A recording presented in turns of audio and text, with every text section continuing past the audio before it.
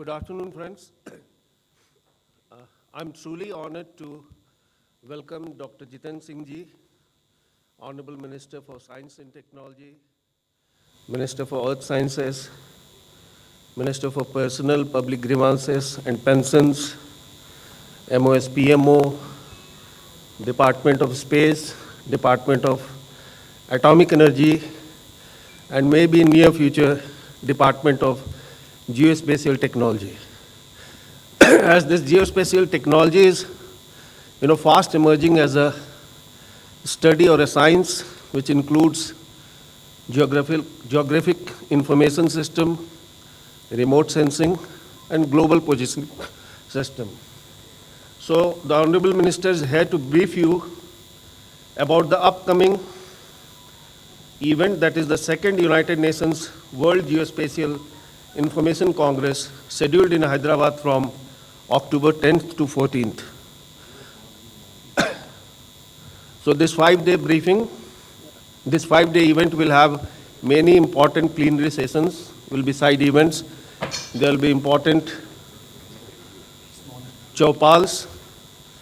So I also welcome, yes, of course, sir. I also welcome Secretary DST Sri S. Chandrasekhar, Mr. Datta, all the senior scientists and officers from the DST, and my media friends, those who are present here and those who are joining through the YouTube channel of the PIB. So first of all, I will request the control room to play the brief film on the geospatial technology. It is about 6 minutes duration. Please.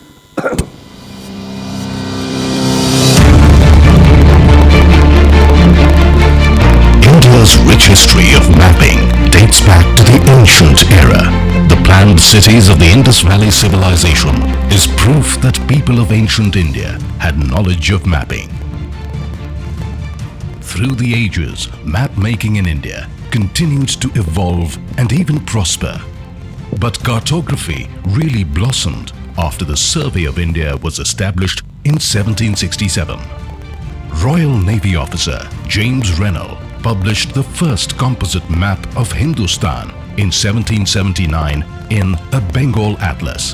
In 1802, the Great Indian Trigonometry Survey of India was started.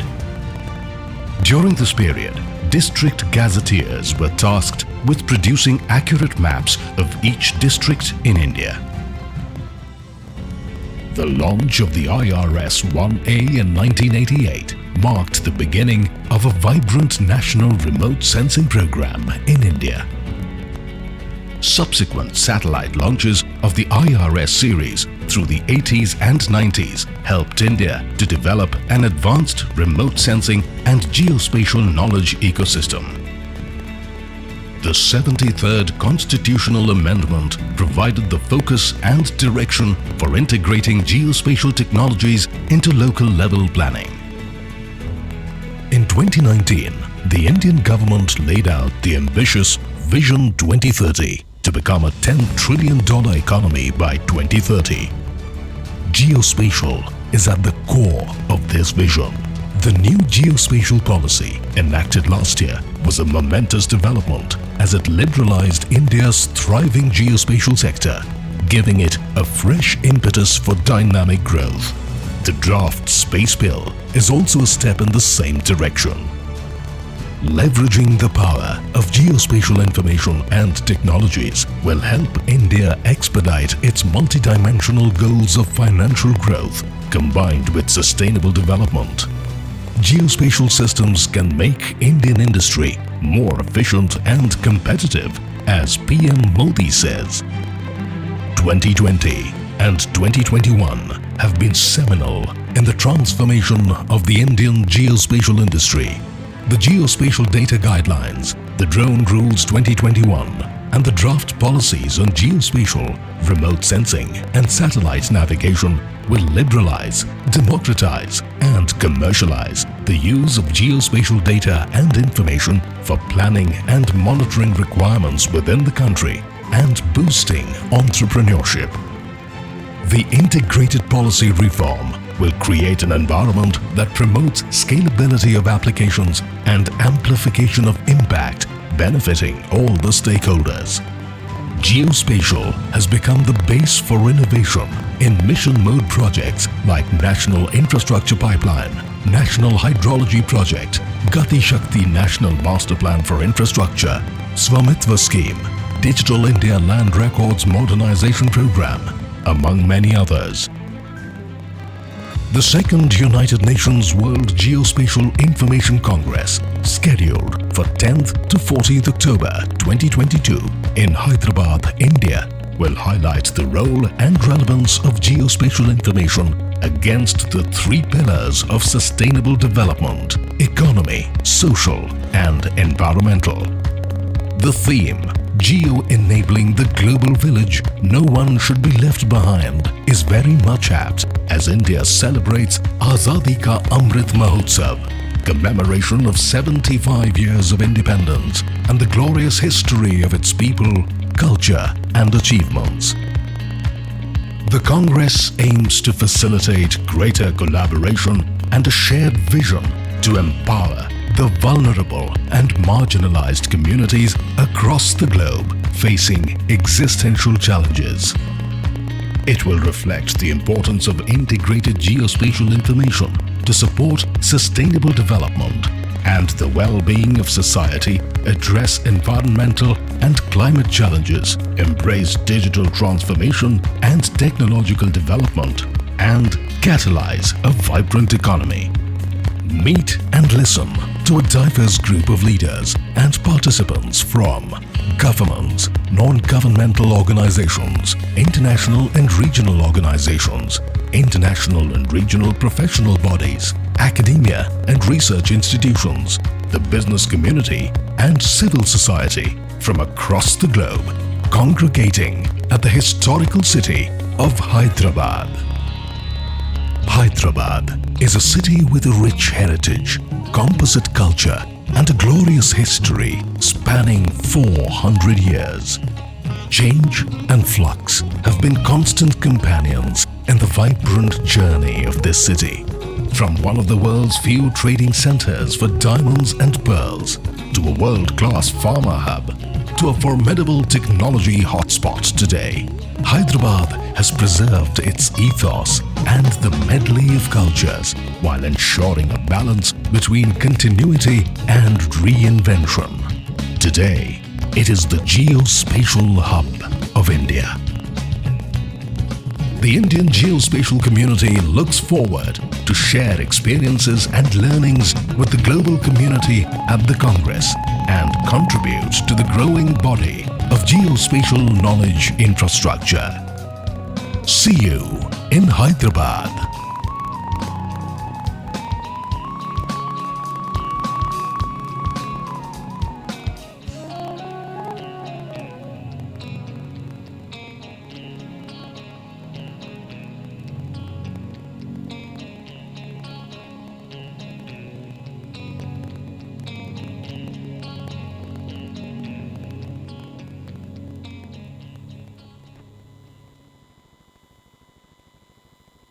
Friends, the film truly, captured and very aptly the theme as well as the aim of the second World Geospatial Congress. And I was talking to Secretary Sir, he said that India is truly excited, honored and looking forward to hosting this great Congress in Hyderabad. I request him to have brief remarks, mainly focusing on, the geospatial policy framework from India's perspective, sir. Honorable Minister for Science and Technology, Dr. Jitendra Singh ji, media friends and colleagues from DST, greetings and welcome all of you to this media briefing. And the movie what was shown to you, all of you, gives you an overall picture of what is the importance of this geospatial program. Honorable Prime Minister already has given clear instructions and mandate to DST that we work very closely and see that the geospatial guidelines which were issued last year are truly implemented and see that this sector grows fast. And we recently celebrated 1 year of the geospatial guidelines issuance, and we interacted with many industry friends and startups and realized that this is the guideline which has really transformed the sector. And I'm sure this international event where already more than 70 countries have committed to be attending physically. This event in Hyderabad is going to be a game changer, and India becomes a world leader in this sector. I'm happy to share with all of you that the first meeting was held in China, and during the bidding process, India was chosen the natural partner for the second event. And this second UNWGIC will bring together the stakeholders at the highest level to enhance international collaborations among the participants from member states and relevant stakeholders, which reflect the importance of the geospatial information. As the movie shows, India started already mapping the boundaries and villages for a long time now. And Survey of India, which is the organization with DST, is more than 200 years of existence in this country, which also was headed by, we all know, the importance of measuring the landscape. While we are very excited to be participating in the second event, we also believe that Honorable Minister, who will be present physically there, will give us the guidance on how India is marching towards the geospatial economy. It is estimated that this will create huge employment, and many startups are going to flourish because of this data. And we have seen how DST and Survey of India are working very closely with Panchayat Raj Ministry on mapping the Abadi, which is also a true reflection of how India is using the drone technologies, the space technologies, to map every inch and every centimeter of this country. I'm truly honored that this event is happening under the leadership of Dr. Jitendra Singh ji, and we are going to showcase many activities on behalf of all the ministries at this exhibition, where the departments such as Panchayat Raj, Science and Technology, the drones, defense sector, all of them are our partners in this event, and we do believe that this will really showcase the power of India to the world. I'm happy to share that I was in Japan only 3 days ago, and we met the geospatial head there, and we were so excited to note that they are also looking at the new guidelines India has issued and how Japan and India can work very closely on these activities. I'm sure this exhibition would be attracted by many youngsters and also college students. We are keeping it open for many students also to come and visit those stalls which we are displaying. So I always invite all the media friends also to be in Hyderabad with us and share the exhibition details, including the lectures and seminars which are being conducted there to the world, that India really will showcase our activities. Thank you. Thank you, sir. Now I would like to request Honorable Minister, sir, to have his remarks, and it will be followed by question and answer session. I would also like to request, the science and technology beat reporters who are covering this, because YouTube link has been shared with you. If you have any question, please WhatsApp me on this, number, so that I can put that online question also to the Honorable Minister, sir, or to the Secretary, sir, for the answers. Thank you, sir. Thank you, Shambhuji. Welcome, friends. Sorry having bothered you on a holiday, Sunday and a Gandhi Jayanti. But nevertheless, as has been sought to be explained to you, the importance of the event that is coming up, and therefore it was thought that it was high time we should go ahead with this kind of a briefing. Now, as you would recall that over the last 8.5 years, ever since Prime Minister Modi took over, there have been a series of path-breaking decisions, out-of-box decisions, some of them tending to break many a taboo of the past. And the area which we are dealing with is one of those. For example, it was Prime Minister Modi who took up the initiative to unlock the space technology. So all these years, for almost 70 years, space was functioning behind a veil of secrecy. It has now been opened up for the last 2-3 years, and I'm glad to know that we have more than 60 startups already in place ever since it's been opened up for the private players as well. And continuing in the same way was this geospatial initiative, the new guidelines for drones. Earlier on we were having drones were being developed, but the conditions, the regulations were such that you had to have it only in a research institute and IIT. So clandestinely people would develop the drones there and then come out. So in an era like this, where India is now a part of the global world and we are actually living up to global benchmarks in a very commendable manner, I think we just needed political will to get out of that mindset and status quo, which again we owe to Prime Minister. We have new guidelines for geospatial data, drone rules 2021, and the draft policies for geospatial remote sensing and satellite navigation. Now, what is this geospatial all about? The geospatial infrastructure, if you put it in a single sentence, I think it is connectivity, convergence, and digitalization. So all the three put together. And as Dr. Chandrasekhar was mentioning, that we have a huge survey projects going on and a huge department of survey. If you have seen in Dehradun, which is spread over 350 acres, was set up by Britishers about 200 years ago. But one of the directors was none less than Mr. Everest, after whom the Mount Everest is named. But now I don't think we need even that kind of land, because everything is done in a small cubicle using space technology. So we have, graduated to such an extent. And therefore, then the challenge and the responsibility and also the opportunity is how best to use this technology to improve upon our working and make it more specific.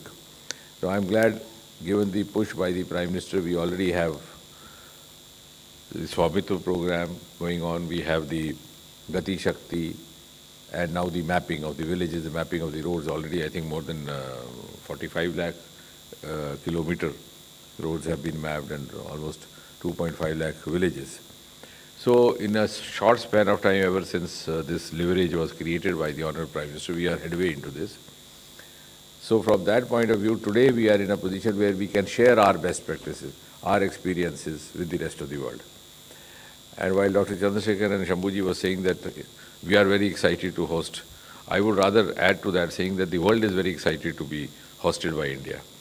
Because now the time has come that the world is looking up to us, because not only because we have now a technology which is of the world class, which is equal to any other country, but we have an advantage of dealing with heterogeneous conditions. So none of the European countries, given the homogeneous milieu or homogeneous condition, will have the opportunity of mapping 7.5 lakh villages, some in northeast, some close to the ocean, some in Himalayas, some. So the kind of experience that we have is itself a great teaching and learning for the rest of the world.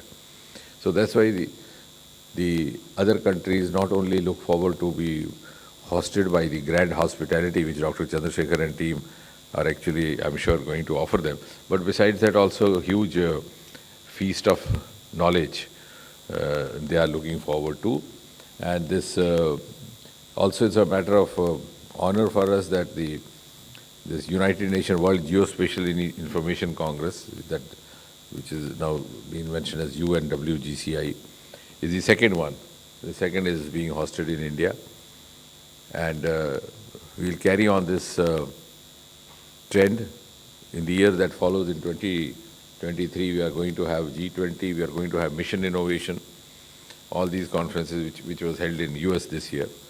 So, in other words, India has not only become a favorite destination for technology exploration, but also a destination for technology learning. Earlier on, we used to look forward to West. And we have also already have some of the success stories, as I said, in the form of the village mapping road, which we can actually showcase to others. And if you go through the booklet that they are providing, this scientific program has been very diligently planned. We have plenary sessions which will deal with the sustainable development goals. We have the parallel sessions dealing with the strategy. And now that the world is actually, the UNO is actually looking forward to sustainable goals, I think this is one area where we could contribute through geospatial knowledge. And most of all, and yes, as was being mentioned, we have geospatial Chopal, and state of art. So that will also be dealing at two levels, the community level as well as the village level. And the children. So the community level, they have identified Jharkhand and West Bengal.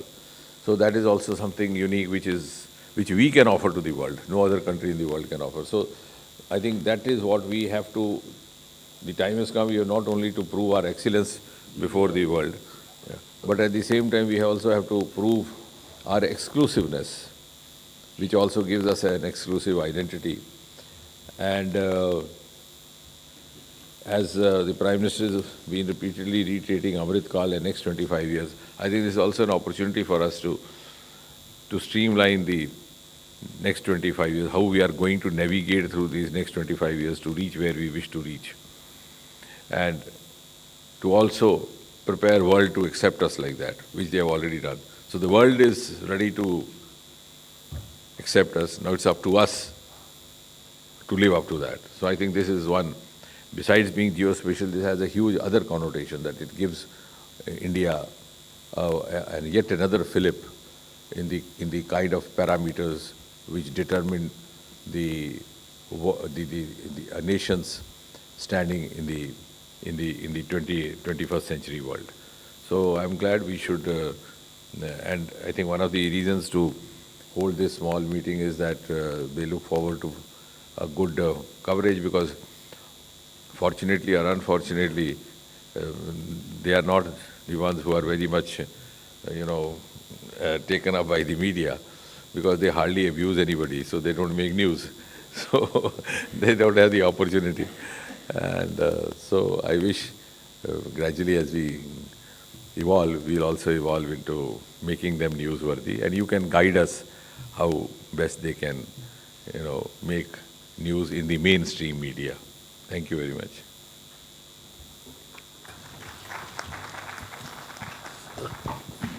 Friends, now the floor is open for, questions. Yeah, 7, 8. I think Sagar Kulkarni. Yeah. So how has the industry embraced the indigenously developed maps? Are these maps available for navigation on the mobile phones that we use? No, I think there was some issue with some mobile companies using this data for navigation. You want to say something? Then I'll say. Actually, when we look at the indigenous data generated by our startups is most respected, and we've also seen how the data generated by them is using with automobile industry currently. So this is a well accepted data currently. See, now taking what you said, well taken. Now we may be in a stage when we discuss this. Is the industry taking up? How best to motivate industry to take up? But I can visualize tomorrow, if not tomorrow, day after tomorrow, industry will come and take it up. Because when they find an easy source, most cost effective, because nothing tempts industry more than cost effectiveness or profitability. But this is an easy, accessible and very economical source they'll get. And I don't think now we are into an era we can keep much of confidentiality about these data. Only thing we have to be very accurate, and our data has to be exclusive. Yes, 60. Sir, you said that there are 60 startups in space sector, space program. Can you elaborate a little bit on the different verticals in the space and the amount of business that they are generating? And do we see a unicorn in that? Yeah, actually, I think sometimes we can have a conducted tour also, Shambhuji, if you can Yes, oblige. Unfortunately or unfortunately, our space department is headquartered in Bengaluru, not in the national capital, for legacy reasons, because it was started by Sarabhai, who suddenly passed away in the middle of a night, and somebody had to take over. And the then Prime Minister then asked Satish Dhawan, who was already having tied down with the work in Bangalore, so it became, because it is an amazing experience, a huge learning experience going there. And it's not only for those who are dealing with science planning or dealing with science research, even for any common Indian. It gives you a huge sense of pride visiting that place. We are actually now, and then I'll come to the start of what you are saying. We are into the latest forays in space technology. We have now started even dealing with this space scrap. In the Swachhata week here, we are dealing with debris. We are dealing with, today incidentally we launched the Swachhata month just before this program to clear off all the scrap and even the pending files. But we are now in space, but we're also dealing with the space, where the space debris. We have about 25,000, satellites above Indian lands. That debris itself requires to be not only for the reasons of cleanliness, but also sometimes it could be a risk. Fortunately, it's not been set so far. So we have now technology in place to deal with that. And why I'm saying so is that a startup group came and offered to, be part of that. So I was amazed. We just started up, and some of the Indian startups are so passionate and so forward-looking. They actually want to move half a step ahead of us. So we have to tell them. There's so much of motivation there. So we told them, we just got into technology, just wait. They wanted to be private partners. So there's huge enthusiasm in startups. And some of them, I think Somnath will be able to tell you, out of 60, I think 20 of them already got connected with the industry as well. And we have startups in all age groups, beginning from class 10, 12, and from all parts of the country. I mean, earlier on it was mostly confined to South India, because now we have boys and girls from all over India.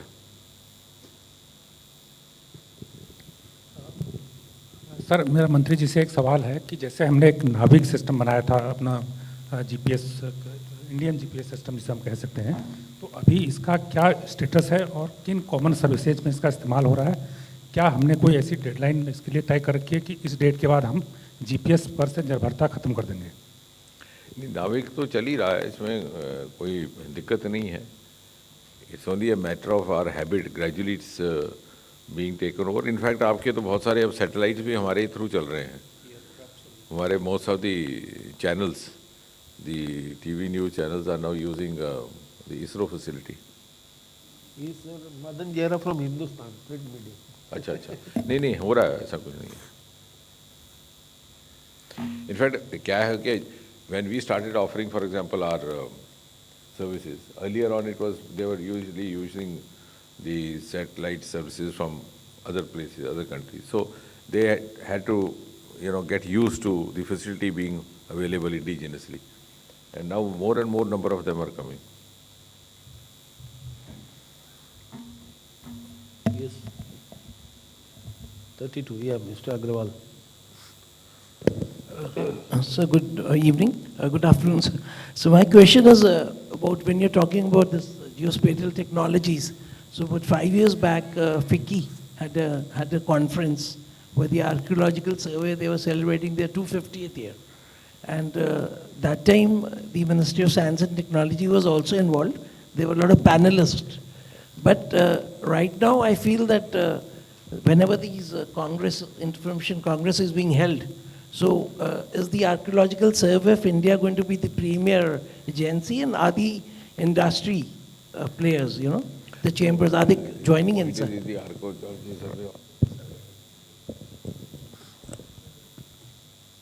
Actually, Archaeological Survey of India is also part of our activities now currently. But the major collaborators with are basically the space teams, because they are going to provide the spatial pictures of what we are happening to satellites now. And drone industry is one major partner working with us closely. Yes. Yes.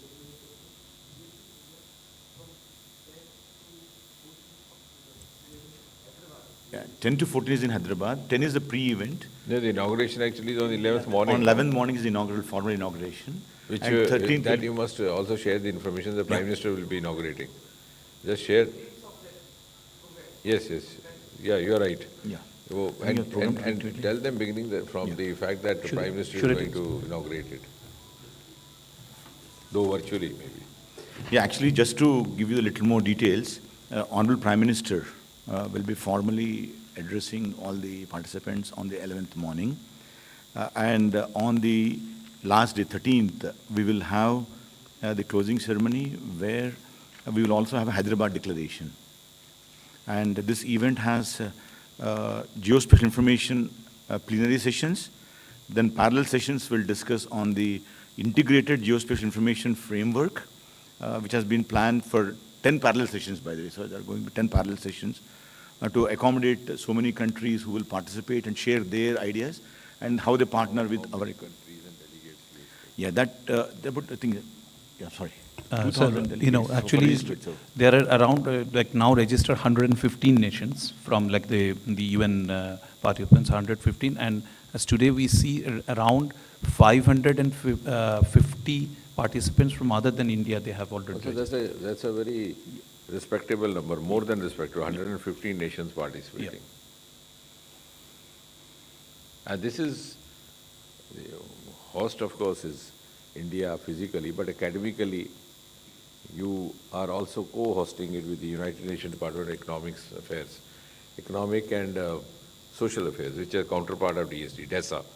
So academically they are co-hosting. Of course, the hospitality part will be theirs. And actually, IIIT Hyderabad is our knowledge partner. So they would be taking care all the logistics in Hyderabad. Then if you look at the exhibition area, we have international startups and other people are also putting their exhibits there. Then in the geospatial Chowpal featuring, which Honorable Minister already told, My Village, Our Water Initiative by Amrita Vishwa Vidyapeetham's UNESCO chair on experimental learning, and ESRI India is also part of that. Then Generation Alpha in localizing the SDGs at the school level. Then Geo-enablement of indigenous communities of Jharkhand and West Bengal. So, and also there are activities for kids on painting competitions and stuff like that. So, You could give them a... yeah, we'll give you a detailed program. And just pertinent, and another pertinent, like, you know, Government of India is supporting 100 participants from the developing world for their travel as the local hospitality as a part of this. That's a commitment to the UN, what we have done.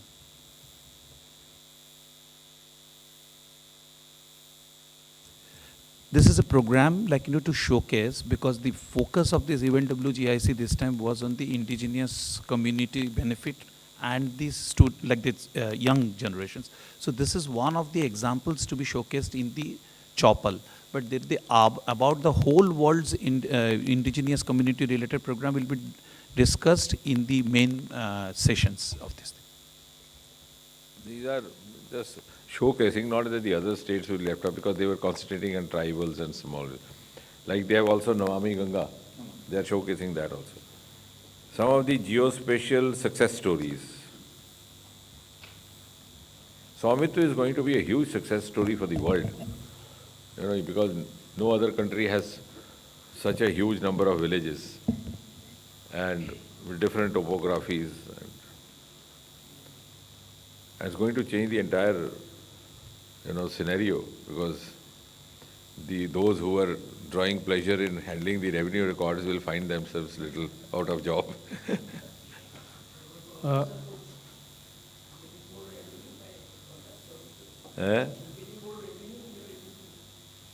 No, not that.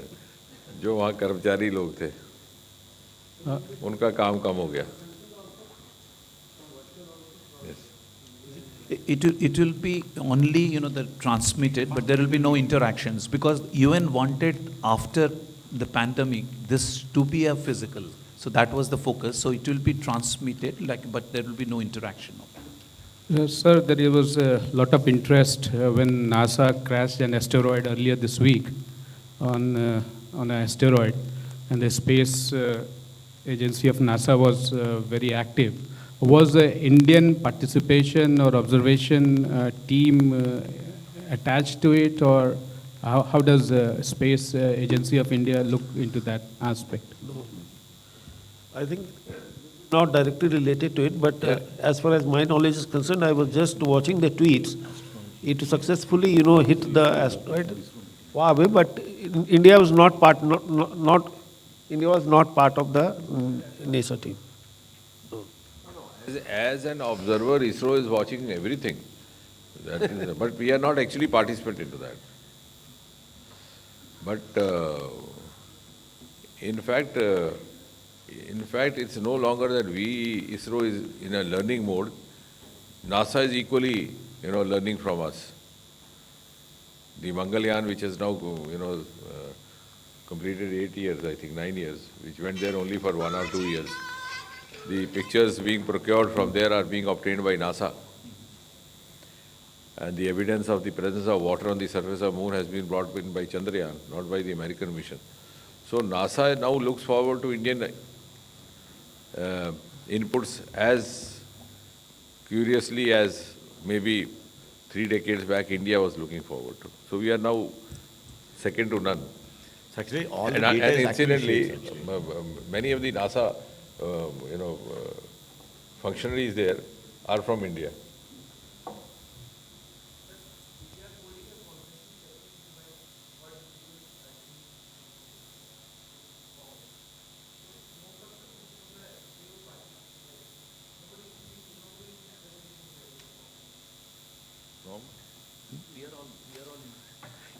Madam, the question is, we are all the organizers. So we are the organizers, so we represent that.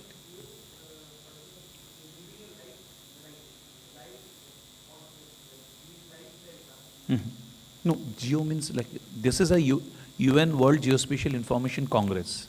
So the question is like, The geo is basically meaning is Earth. Earth, the space. So how our technologies are going to map the Earth, water bodies, forest? Yeah, yeah. It will live stream, but it is not interactive.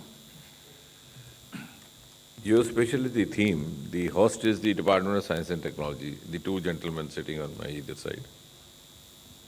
I think, questions are. So thank you very much, sir, for your wonderful sharing of information. I think as we move ahead to the 10th, we will share more information with the media, and all the honorable guests are invited to join us with lunch at the 4th floor. Please.